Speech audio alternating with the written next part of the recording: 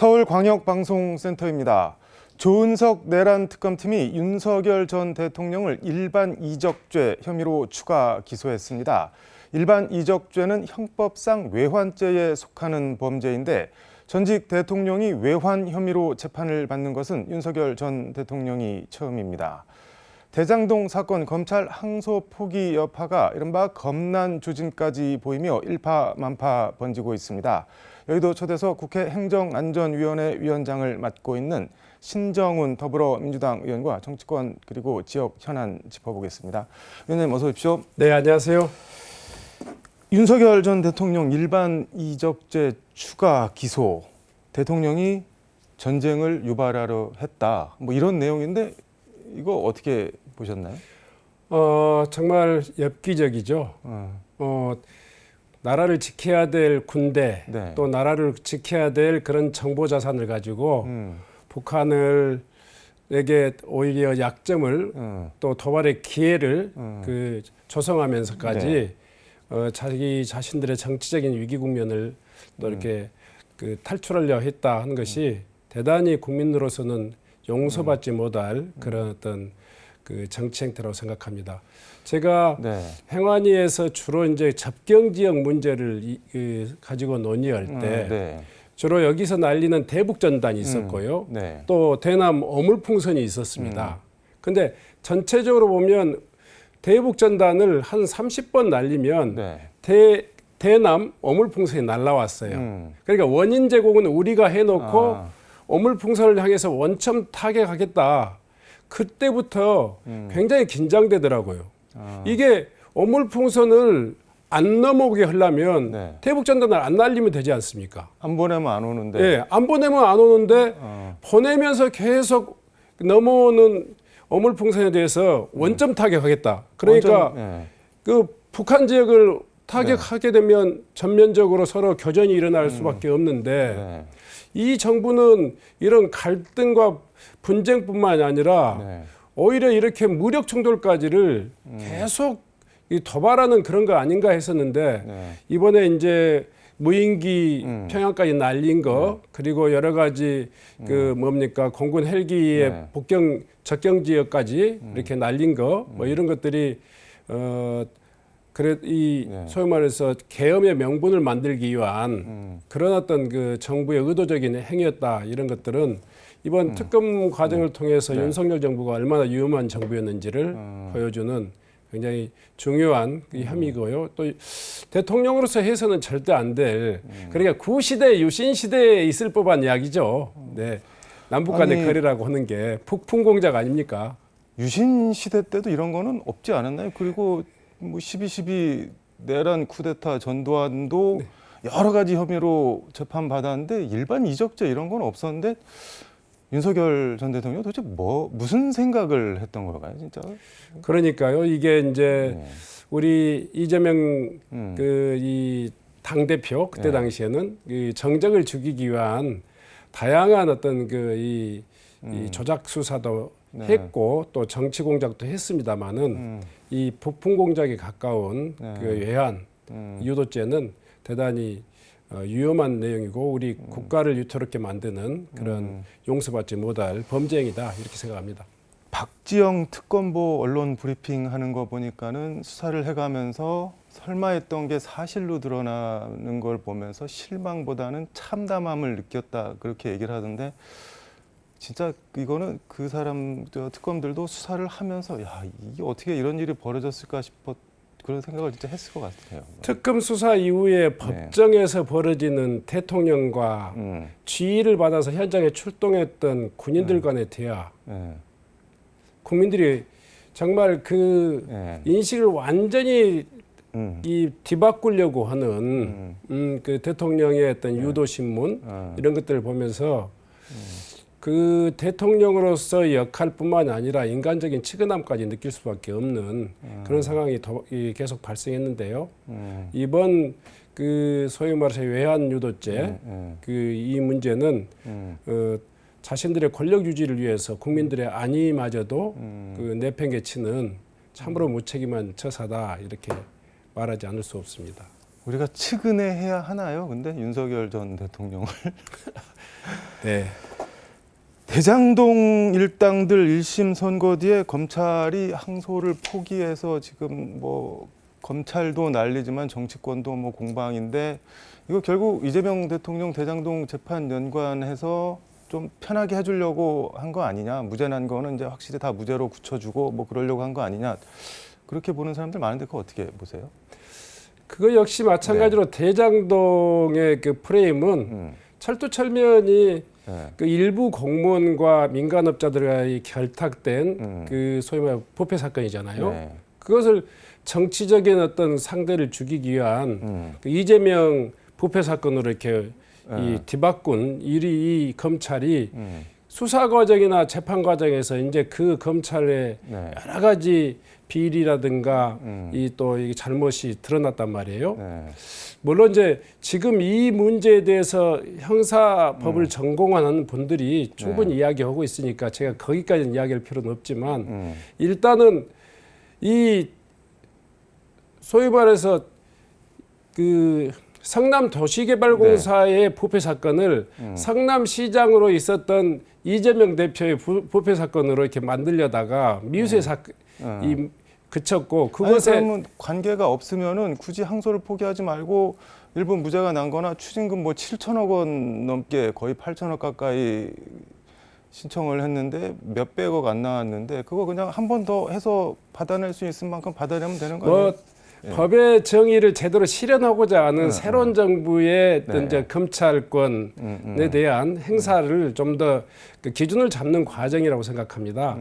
그러니까 지금 이게 이 무리한 이 재판 아니 그 조사 과정에서 무리한 기소가 있었고 또 그런 것들이 여러 가지 드러났습니다만은 일단 이 주범들에 대해서는 소위 말해서 재판부가 아주 엄중한 판결을 했단 말이에요. 네. 그러니까 검찰이 그 소위 말해서 그 뭐냐 구형한 양보다도 무려 더 많은 것이 나왔단 말이에요. 일단은 구형량의 2분의 1만 그 이 1 이상만 나와도 그 항소 포기 조건은 된다라고 하는 게 형사소송법상 이야기 아니겠습니까? 네. 그런데 이제 그 소위 말해 구형량보다 더 많은 중형이 나왔고 또 이 수사 과정이나 재판 과정에서 무리한 기소 또 심지어는 조작 기소까지 조사받는 피고인들에게 배를 가를 테니까 제대로 답변하라 뭐 제대로가 아니죠. 검찰이 의도한 대로 답변을 유도했던 것이 여러 가지 드러났었고 또 그러니까 남욱 변호사 같은 경우도 사건이랑은 무관하다는 말씀인 거네요. 그러니까. 그렇죠. 이 재판 과정에서 이 이재명 대통령에게 그 씌워졌던 여러 가지 혐의점들이 사실상 관계없는 걸로 결론이 났다 이렇게 보여줄 수 있는 거고 이 재판은 그동안 검찰권의 남용에 대한 새 정부의 어찌 보면 이 어떤 뭡니까 이 바로잡기 이런 차원에서 보여지는 것이지 이재명 대통령의 혐의를 이 무마하기 위한 내지는 번지는 것을 막기 위한 이런 꼬리 자르기다 이것은 전혀 논리적으로 맞지 않는 이야기죠. 근데 사람들이 신고 있는 신발이 다르면은 서로 다 각자 다른 곳을 쳐다보는데 이거는 또 이론의 여지가 참 많은 것 같습니다. 네네. 예. 지역 현안 얘기해 보겠습니다. 전남 모든 지역이 분산 에너지 특구로 최종 선정됐다. 200만 전남도민과 함께 환영한다라고 페이스북에 적으셨던데 분산 에너지 특구 이게 뭔가요?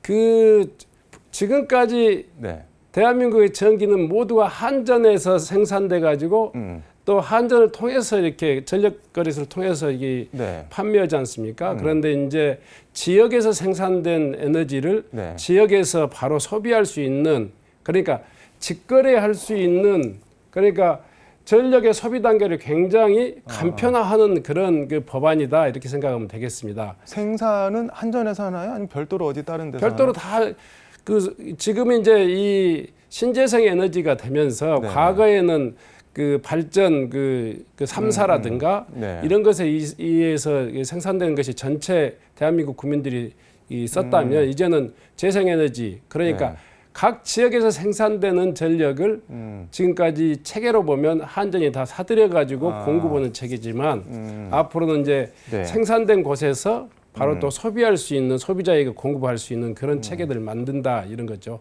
그러니까 가령 신안에서 태양광이나 해상 풍력으로 누군가 전기를 만들어내면은 그냥 그 전남 내에서 안 팔고 저기 한전한테 안 팔고 바로 직접 쓸 수 있다 그렇게 되는 건가요? 네. 그렇게 되면 뭐가 좋아지는 건가요? 지역 주민들한테는? 우선은 이제 이 전력 소비가 지금까지 생산해 놓고도 재생에너지 같은 경우는 간헐성 많이 생산될 때 이 칵테일이라고 해가지고 버려지는 전기가 굉장히 많았지 않습니까? 그런 것들을 가장 효율적으로 네. 이 사용할 수 있기 때문에 이 재생에너지의 생산 능력이 훨씬 더 커지는 거죠.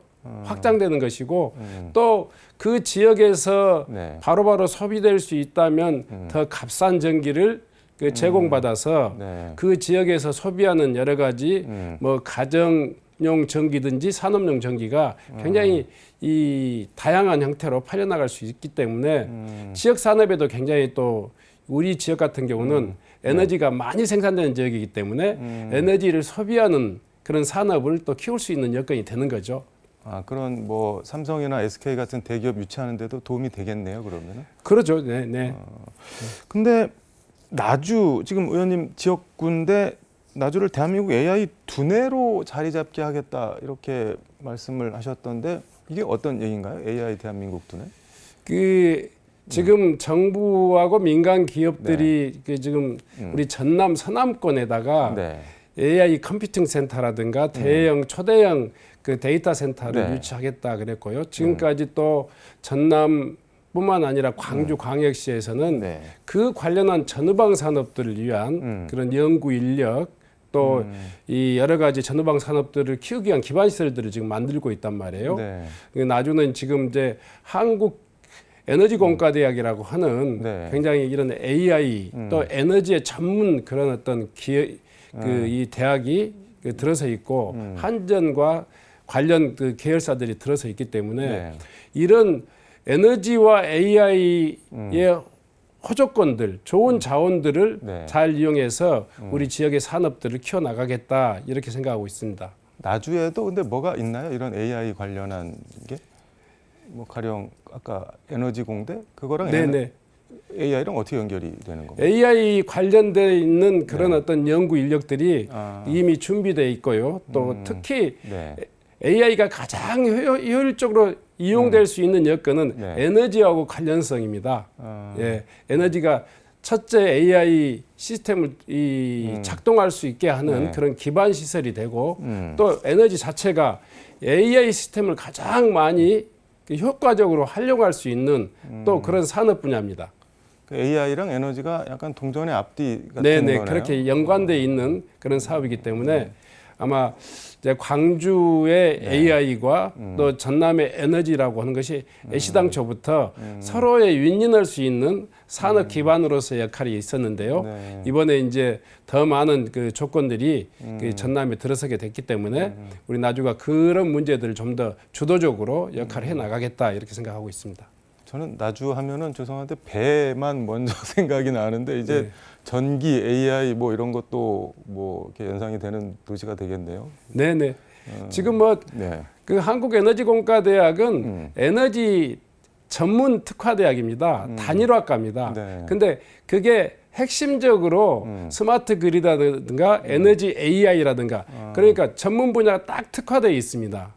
그리고 이제 이번에는 또 우리 네. 그 나주시와 전라남도가 그 차세대 에너지의 뭐 이 상징적인 이 시설을 그 일컬어지는 핵융합 그 실증 시범 사업들을 우리 지역에 유치하기 위해서 지금 노력하고 있잖아요. 이러한 것들이 전혀 그 한국에너지공과대학이라고 하는 연구 또 인재 양성 기관과 무관하지는 않습니다. 네. 네. 요즘 농어촌 기본소득 입법 간담회 부지런히 다니시고 계신 것 같던데 농어촌 기본소득 저번에 한번 모셔서 설명을 좀 충분히 들어보진 못했는데 어떤 건지 일단 간략하게 다시 좀 설명해 주세요. 우선 네. 소멸에 직면한 농어촌을 네. 다시 되살리기 위한 정책이다 이렇게 일단은 규정하고 싶고요. 네. 그 취지는 지금까지 대한민국이 산업화, 네. 도시화 과정에서 이 사회적인 기여에 대한 보상이 필요하다 이런 것과 또 그 과정에서 발생한 도시 또 수도권과의 어떤 이 격차를 해소하는 그런 정책으로서 월 일정액을 모든 그 지역 주민들에게 이 소멸 지역에 한해서 이렇게 제공함으로써 얼마씩 주나요, 월? 한 사람당? 정부 이번 계획은 네. 그 15만 원씩 이렇게 돼 있습니다. 그래서 그러면, 1년에 180만 원을 지급하고 또 이 원래 저희들이 법안으로 낸 것은 네. 그 300월 30만 원으로 설계를 했는데요. 이번에 정부의 시범 사업은 15만 원으로 이렇게 설계돼 있습니다. 아, 그럼 시범 사업이 끝나면 30만 원으로 가는 건가요? 어떻게 되는 건가요? 아니요, 그건 다시 조정될 겁니다. 근데 그거 15만 원, 근데 뭐 추후에 액수는 뭐 변동이 뭐 있을 수 있다고 말씀하셨는데 그게 실질적인 변화나 효과가 있을까요? 그런데? 이 부분은 이제 네. 이것만으로 그 지역이 살아난다 아니면 청년이 돌아온다 이런 이야기는 아니죠.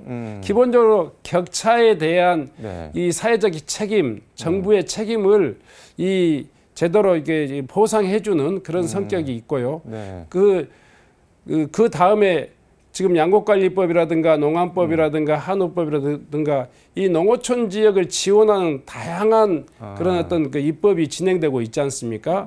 또 지역 소멸 대응 기금을 운영하고 있고 그래서 이게 여러 가지 사업과의 어떤 그 함께 그 융복합되면 그런 역할들을 충분히 해낼 수 있을 것이다 이렇게 생각합니다. 그러니까 이거 하나로 뭐 다 어떻게 해보겠다가 아니라 집을 짓는데 큰 주춧돌이나 기둥 같은 걸로 세워놓겠다 그런 말씀처럼 들리네요. 지금까지 이제 대한민국의 발전 과정에서 이 농어촌의 기여가 농어촌의 기여로 끝난 게 아니고 굉장히 희생적인 기여였거든요. 그리고 또 농어촌의 그 농수산업이라고 하는 것이 국민들에게는 굉장히 안보제로서의 어떤 역할도 충분히 했고 그렇기 때문에 그런 공익적 기능에 대한 보상적 그 성격도 있고요. 지금 현재 인구가 지역이 소멸이라고 하는 이 문제 극단적인 상황에 도래 있기 때문에 지금까지의 재정 지출 방식을 전면적으로 좀 더 혁신해서 지역 시설과 기반 시설에 투자하는 것보다는 좀 더 사람에게 직접 투자해서 이 위기에 대한 새로운 그 전환기를 맞이하자 이런 뜻이 있습니다. 근데 제가 오늘 달력보다 보니까 11월 11일 오늘이 뭐 젊은 사람들한테는 뭐 젓가락 과자 나눠 먹는 날인데 보니까 농업인의 날로 돼 있던데 이게 법정 기념일이던데 농업 그 젊었을 때 농민운동 세게 하셨잖아요.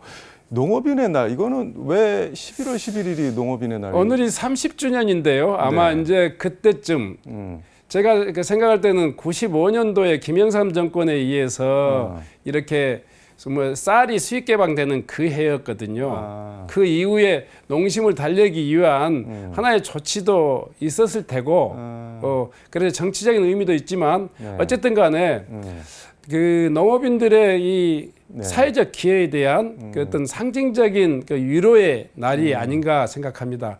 특히 이제 11월 11일이라고 하는 날짜가 흑토자입니다. 그 11이면 흑이고 11일이라고 하는 것이 11이라고 하는 것이 흑토자가 두 개 연이어서 만들어진 그런 또 조의 의미가 있습니다. 그래서 흑을 통해서 인간의 이 생명을 그렇게 건강하게 가꾸는 농업인들에게 어떤 좀 치하하고 위로하는 그런 날이다 이렇게 생각하면 되겠습니다. 11월 10일이 그래서 농업인의 날이 된 거는 오늘 처음 알았는데 시간이 다 됐는데 우리 농민들께 하시고 싶은 말씀 마무리 말씀 겸해서 듣도록 하겠습니다. 어려운 여건 속에서 농촌을 지켜온 농업인 여러분께 다시 한번 진심으로 위로와 축하의 말씀드립니다. 생명산업 그리고 또 국가의 안보산업이라고 하는 그 가치가 제대로 보상받고 또 실현될 수 있도록 저희도 힘껏 그 지원하겠습니다. 다시 한번 농업인 날을 진심으로 축하드리고 여러분 모두 즐겁고 행복한 날 되시길 빌겠습니다.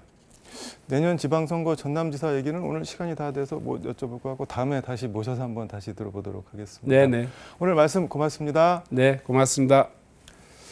지금까지 서울광역방송센터에서 신정훈 더불어민주당 의원과 함께 전해드렸습니다.